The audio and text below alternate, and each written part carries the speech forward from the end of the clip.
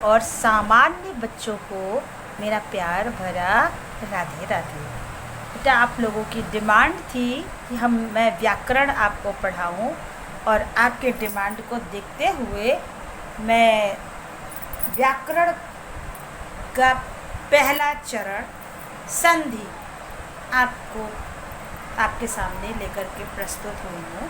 हालांकि मैंने अपने विद्यालय के बच्चों को सारा व्याकरण पढ़ा दिया था 11th में ही, क्योंकि मेरा ये कोशिश रहता है कि 11th में अगर हम पूरी ग्रामर पढ़ा देंगे तो 12th में केवल प्रैक्टिस ही बचेगी, और जितना ज़्यादा बच्चे प्रैक्टिस करेंगे उतना ही ज़्यादा उनको वो समझ में आएगा और उतना ही ज़्यादा वो कर सकेंगे। लेकिन और बच्चों ने नहीं किया होगा या नहीं कराया होगा, सबके स्कूल का अलग अलग तरीका है, हर टीचर का अपना अलग अलग तरीका होता है पढ़ाने का, तो कोई बात नहीं। आप लोगों के कहने पर मैंने व्याकरण शुरू किया है। तो सबसे पहले संधि होता क्या है? संधि का शाब्दिक अर्थ जो है एक तरह से होता है मेल या मिलाना। संधि का जो सामान्य अर्थ है, बेटा मेरे पास वाइट बोर्ड नहीं है इसलिए मैं पेपर पर ही लिख रही हूँ, तो आप लोगों को समझ लेना चाहिए। मेल या मिलाना, राइटिंग समझ में आ रही है कि नहीं? संधि का जो सामान्य अर्थ होता है वो है मेल या मिलाना। अब जैसे इसका मतलब क्या हो, मेल या मिलाना का अर्थ क्या समझे आप? जब दो शब्द पास आते हैं, लिख के आप लोगों को बोल के ही बता दें, आप लोग लिख लीजिएगा। जब दो शब्द पास आते हैं तो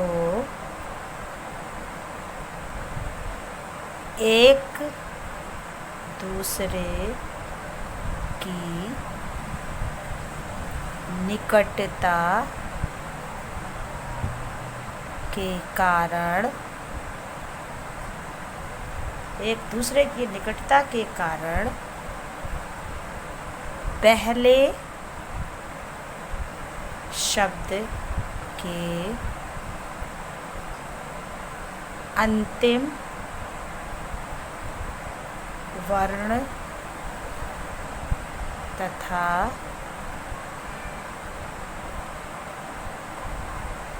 दूसरे शब्द के प्रथम वर्ण में कुछ परिवर्तन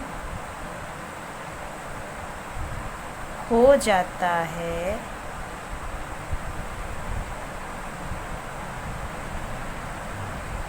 ऐसे परिवर्तन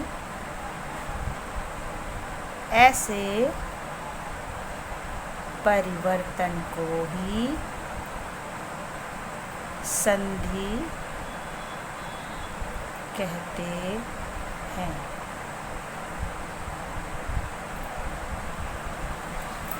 दो शब्द, संधि का मतलब मेल, अर्थात दो शब्द जब मिलते हैं, कोई दो शब्द होते हैं, उन दोनों शब्द को जब हम मिलाते हैं तो एक दूसरे की निकटता के कारण पहले शब्द का जो अंतिम वर्ण है और दूसरे शब्द का जो प्रथम वर्ण है उसमें कुछ परिवर्तन हो जाता है, तो ऐसे परिवर्तन को ही हम संधि कहते हैं।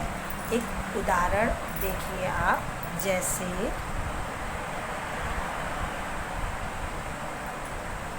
हिम धन आलय, दो शब्द था हिम और आलय, दोनों को हमने मिला करके एक नया शब्द बना दिया। क्या हो गया? हिमालय। परिवर्तन किस में हुआ? पहले शब्द के अंतिम वर्ण में और दूसरे शब्द के प्रथम वर्ण में। ये म और आ ही वही है, लय वही है। इन दोनों में परिवर्तन हो गया और इस परिवर्तन से जो एक नया शब्द बना वो है हिमालय। इसी को हम बोलते हैं क्या? संधि। संधि माने मेल, कि दो शब्दों को किस तरह से मिलाया जाता है। तो ये संधि हुई। अब संधि 3 प्रकार की। संधि के प्रकार। संधि कितने प्रकार की होती है? पहली संधि होती है स्वर संधि। दूसरी होती है आपकी व्यंजन संधि।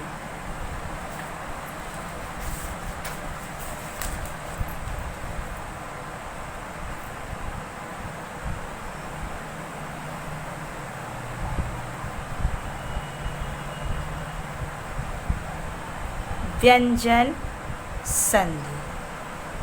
और तीसरी होती है आपकी विसर्ग संधि। स्वर संधि, व्यंजन संधि और विसर्ग संधि, ये 3 प्रकार की संधि होती है। वैसे साहित्यिक हिंदी के बच्चों में 3 प्रकार की संधियां हैं। स्वर संधि भी है, व्यंजन संधि भी है और विसर्ग संधि भी है। जबकि सामान्य हिंदी के बच्चों को केवल स्वर संधि ही पढ़ना है। सामान्य हिंदी के बच्चों को केवल स्वर संधि ही पढ़ना है। उनको व्यंजन और विसर्ग संधि नहीं पढ़ना है। अब स्वर संधि, इसे स्वर संधि, व्यंजन संधि और विसर्ग संधि क्यों कहते हैं, पहले ये जान लीजिए आप। स्वर संधि या व्यंजन संधि या विसर्ग संधि क्यों कहते हैं?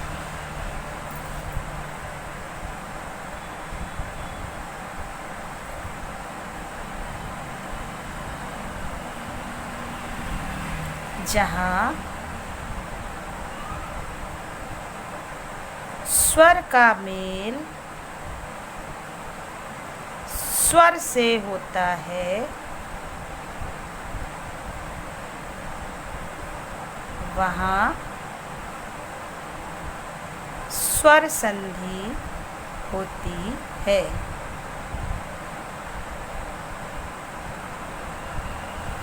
जहाँ स्वर का मेल स्वर से होता है, जहाँ स्वर का मेल स्वर से होता है वहाँ स्वर संधि होती है। अर्थात स्वर, आप लोग जैसे इंग्लिश में आप लोग पढ़ते हो कि नहीं, अल्फ़ाबेट होता है और उसमें भी आपके स्वर होते हैं, वॉवेल्स जिनको आप बोलते हैं A, E, I, O। ठीक उसी तरह से हमारी हिंदी में भी स्वर होता है, व्यंजन होता है। तो स्वर क्या है? स्वर आपका है ये छोटा आ, बड़ा आ, छोटी ई, बड़ी ई, छोटा ओ, बड़ा ओ, री, ए, ऐ, ओ, आओ, अंग, ये आपके स्वर होते हैं।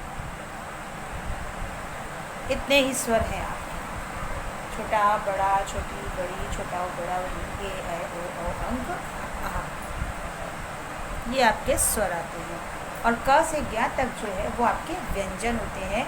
उसमें भी व्यंजन भी कई प्रकार के होते हैं। चूँकि हम आपको संधि पढ़ा रहे हैं तो उतना डिटेल में नहीं जाएंगे, नहीं तो बहुत समय लग जाएगा, क्योंकि इसमें भी बहुत सी चीज़ें हैं बताने के लिए आपके स्वर और व्यंजन में भी। तो वो तो एक बेसिक चीज़ें हो गई, तो अभी उसकी तैयारी कराना मेरे लिए संभव नहीं है, उसके लिए अलग से लेक्चर हम देंगे।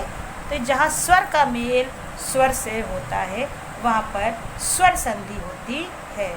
जैसे अब आप लोग, जैसे अगर मान लीजिए छोटा आ का मेल बड़ा आ से हो जाए, या बड़ा आ का मेल छोटी ई से हो जाए, या छोटा ऊ का मेल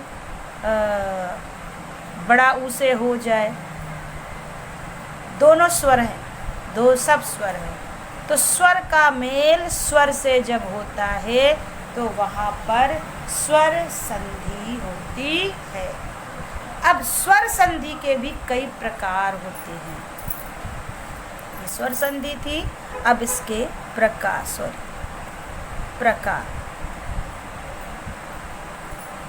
इसके कितने प्रकार होते हैं?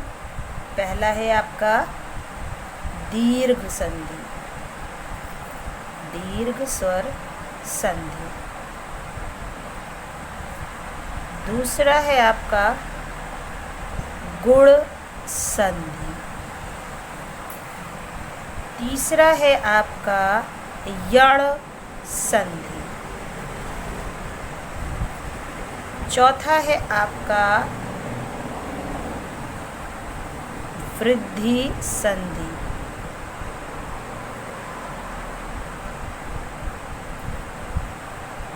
पांचवा है आपका अयादि संधि।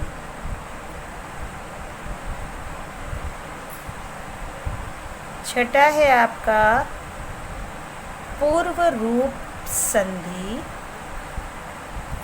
और सातवां है आपका पर रूप संधि।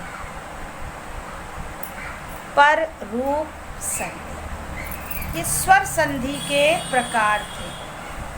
तो सामान्य हिंदी के बच्चों को इसमें केवल वृद्धि संधि नहीं पढ़ना है और सारी संधियाँ उनके कोर्स में है। और साहित्यिक हिंदी के बच्चों को इसमें से अयादि संधि, पूर्व रूप संधि और पर रूप संधि पढ़नी होगी। उन्हें दीर्घ गुण यण का ज्ञान होना चाहिए, क्योंकि आगे जब हम व्यंजन चलेंगे या विसर्ग चलेंगे तो उन सब में इसका प्रयोग होगा। और कक्षा 10 में आपका दीर्घ स्वर, गुण, यण और वृद्धि संधि 10 तक था आपका। तो आपको इतना चीज़ आना चाहिए। हालांकि हम आपको फिर एक बार दीर्घ गुण यण बता देंगे, क्योंकि कक्षा 11 और 12 में दोनों में है, लेकिन फिर भी आपने कक्षा 10 में पढ़ा होगा तो आपको इतना आना चाहिए। तो आज के लिए बच्चों इतना ही। आपको मेरा लेक्चर कैसा लगा, समझ में आया हो तो ज़रूर कमेंट करिएगा, ढेर सारा लाइक करिएगा और शेयर करिएगा। तो आज के लिए सभी को मेरा प्यार भरा